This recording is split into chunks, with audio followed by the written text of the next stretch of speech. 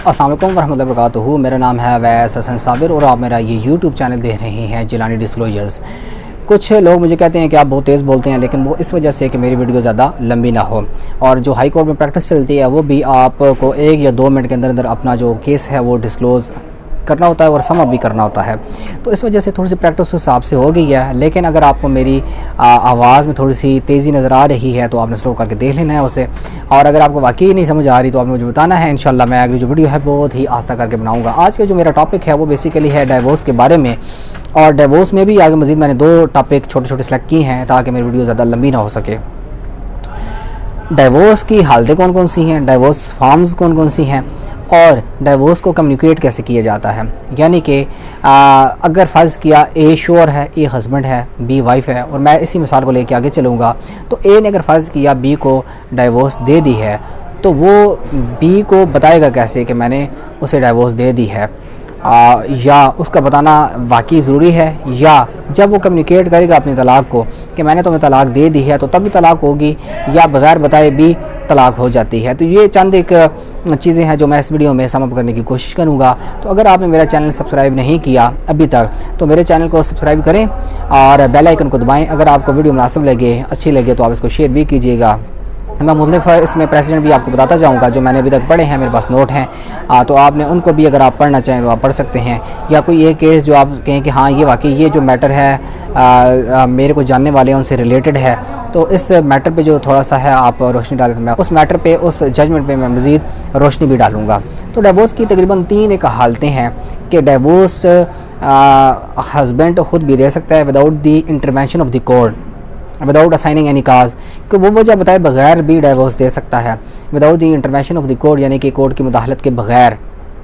और वो कोर्ट की मुदाखलत होते हुए भी डिवोर्स दे सकता है। अगर फ़र्ज़ किया उसने कोई केस लगाया है अपनी वाइफ के ख़िलाफ़, वो अदर दैन डिवोर्स हो सकता है, और अपने दावा में बाकी चीज़ें अदा करने के बाद, अपने बाकी चीज़ें लिखने के बाद वो बीच में एक ये चीज़ भी लिख देता है कि मैंने फ़लाँ डेट को अपनी वाइफ को तलाक़ दे दी थी, तो तब भी तलाक़ हो जाती है। या इन केस या यहाँ देखिए अब कोर्ट ने मुहिल हो जाना है, क्योंकि वो फैक्ट है और फैक्ट को कोर्ट इन कंसिडरेशन लेके आएगी, लाज़मन उसको सामने रखेगी, उसका इशू फ्रेम करेगी। अब अगर लड़की ने खुला का केस किया है और उसमें वो ये कह देती है कि मैंने तलाक़ ली है या नहीं ली, तो वहाँ पे भी कोर्ट ने मुहिल हो जाना है और वो जो फैक्ट होगा उसको इशू फ्रेम किया जाएगा उसका। ये होगी with the intervention of the court, यानी कि कोर्ट यहाँ पे मुदाखलत करेगी। और यहाँ पे तीसरी जो हालत है वो ये है कि with the mutual consent of the parties, जैसे आप कह सकते हैं खुला भी और जैसे आप कह सकते हैं तलाक़ मुबारात भी, कि दोनों फ़रीक़ैन आपस में बैठते हैं, ए और बी, हस्बैंड और वाइफ, और वो आपस में तय करते हैं कि हमारे दरमियान ये शराइत तय पा गई हैं, और इन शराइत या कंडीशंस को सामने रखते हुए हम आज़ाद मर्ज़ी व रज़ामंदी के साथ आपस में अलग ही इख्तियार करते हैं, क्योंकि अंदर हदूदुल्लाह हम कुछ रिस्पॉन्सिबिलिटीज़ हैं जो हम सही तरीके से उसको ओबे नहीं कर रहे या हम नहीं कर सकते। इससे जो सेक्शन ऑफ लॉ डील करता है वो है 308 ऑफ मोहम्मदन लॉ, और जो लिखी गई है सर दिनेश फरदूंजी मुल्ला की तरफ से। जो तलाक़ मुबारात है उसको सेक्शन ऑफ लॉ डील करता है 319 ऑफ मोहम्मदन लॉ। और जो डिवोर्स है, अब मैं उसके बारे में आपको बताता चलूँ कि डिवोर्स की जो रिक्वायरमेंट है कि वो कौन ऐसा बंदा है कि जिसकी शादी भी हुई है लेकिन उसके अंदर ये रिक्वायरमेंट होंगी तब ही वो डिवोर्स दे सकता है। तो any person of sound mind may divorce his wife without assigning any cause, कि एक वो बंदा जो साउंड माइंड है। अब साउंड माइंड क्या है कि उसे पता है कि उसके इर्द गिर्द जो हालात वाक़यात हैं वो कितने ठीक चल रहे हैं कितने नहीं, यानी कि उसको अच्छे बुरे की तमीज़ है। तो हर वो बंदा जो शादीशुदा है और उसे अच्छे बुरे की तमीज़ है कि मैं ये जो अपने बाई एक्सप्रेशन और बाई वर्ड्स क्या कहना चाह रहा हूँ और मेरे ये कहने के बाद इसके नताइज क्या होंगे, वो डिवोर्स दे सकता है अपनी वाइफ को। अब जो कंटिंजेंट डिवोर्स है, मशरूत तलाक़, क्या उसकी कानून में कोई वैल्यू है या नहीं है? तो बिल्कुल है, लेकिन वो हैपनिंग और non happening of such event होगा कि मशरूत अगर किसी शर्त के साथ एक तलाक़ को जोड़ दिया गया है कि फ़लाँ काम होगा तो तलाक़ कंसिडर होगी, फ़लाँ काम होगा तो तलाक़ नहीं होगी और निकाह बरकरार रहेगा, तो ऐसी कोई भी जो शर्त है वो वैलिड है बिल्कुल। और वो शर्त जब कंप्लीट होगी तो तलाक़ भी हो जाएगी। अब कंटिंजेंट डिवोर्स बेसिकली क्या होती है कि किसी इवेंट के हैपनिंग और नॉन हैपनिंग के साथ आप मंसूब कर देते हैं अपने डिवोर्स को, अपने निकाह को। अब ये कहते हैं कि अगर मैंने ये काम ना किया तो तलाक़ समझी जाएगी, मुतसव्वर समझी जाएगी। और अगर वाइफ है वो अपनी तरफ से कोई शर्त या दोनों फ़रीक़ैन के बाम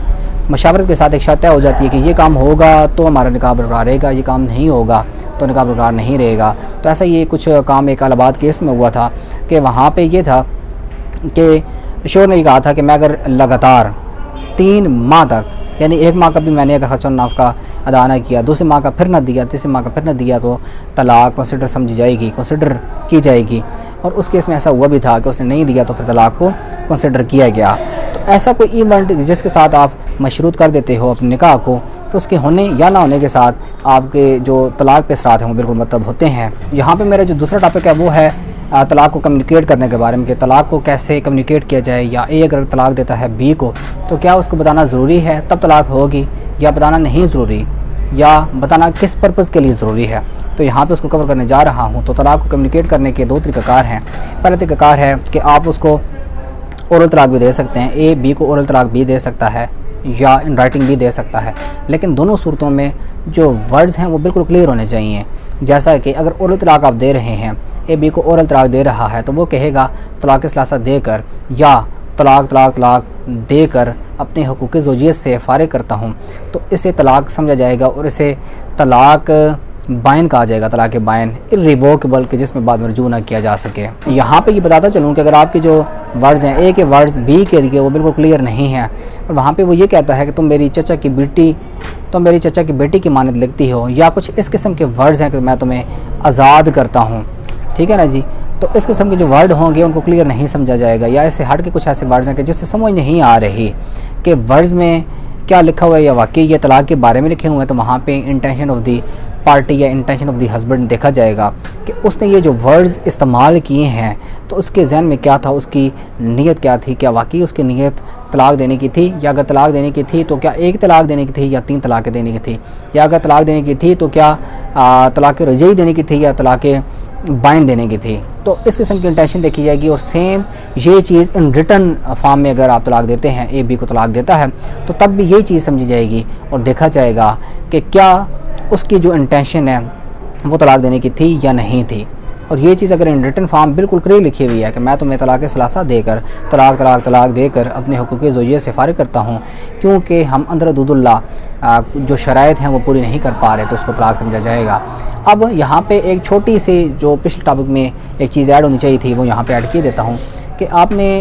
निकाहनामा में एक कॉलम देखा होगा कि जिसमें ये लिखा होता है कि क्या आया शोर ने अपनी तलाक का हक बीवी को तफवीद किया है या नहीं किया। तो उसे कंटिजेंट डिवोर्स भी कहा जाता है, और अगर किया है तो किस शर्त के तहत किया है, तो उस शर्त के तहत बीवी भी तलाक दे सकती है। ये आपने ज़रा ज़हन में रखना है। अब इसमें इस तरह से है कि जो तलाक इन रिटन फॉर्म है वो क्या हनफी लॉ के मुताबिक बिल्कुल दुरुस्त है, तो बिल्कुल दुरुस्त है जी। हनफी लॉ इसको बिल्कुल एंटरटेन करती है। हनफी लॉ के मुताबिक आप रिटन फॉर्म में भी तलाक दे सकते हैं, लेकिन अकॉर्डिंग टू शिया लॉ आप इन रिटन फॉर्म तलाक नहीं दे सकते। उसकी वजह यह है कि शिया लॉ के मुताबिक आप ओरल तलाक देते हैं और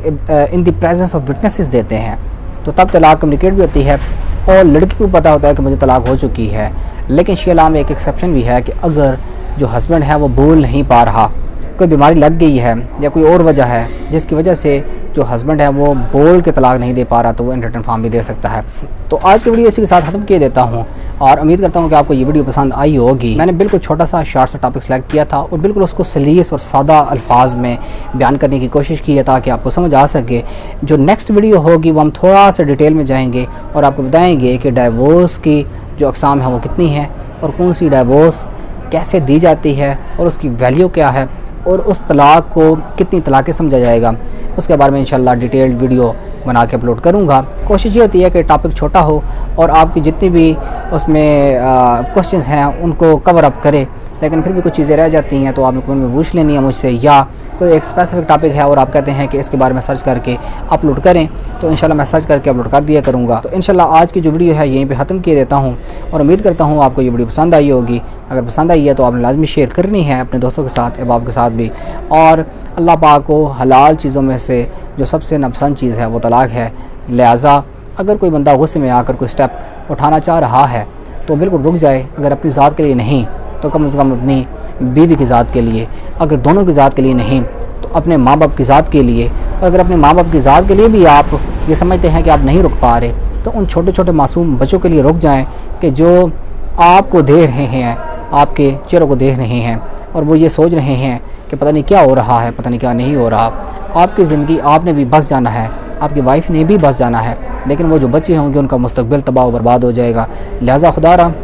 इस बारे में सोचिएगा ज़रूर। अगर आपको ये वीडियो पसंद आई है तो शेयर भी कीजिएगा और आपने कमेंट में अपनी अपनी राय का लाज़मी इज़हार करना है कि मेरे चैनल में कौन सी ऐसी चीज़ है कि जिसकी कमी है और कौन सी ऐसी चीज़ है जिसकी बहुत ज़्यादा ज़्यादती है और कौन सी ऐसी चीज़ है जिसका होना बहुत लाजमी है, कौन सी ऐसी चीज़ है जिसका ना होना ठीक रहेगा। तो आपने अपने कमेंट में मेरी जो तनकीद बराए इस्लाह है वो लाजमी करनी है। बहुत बहुत शुक्रिया। आज की वीडियो यहीं पे ख़त्म किया देता हूँ। अल्लाह नेगेबान।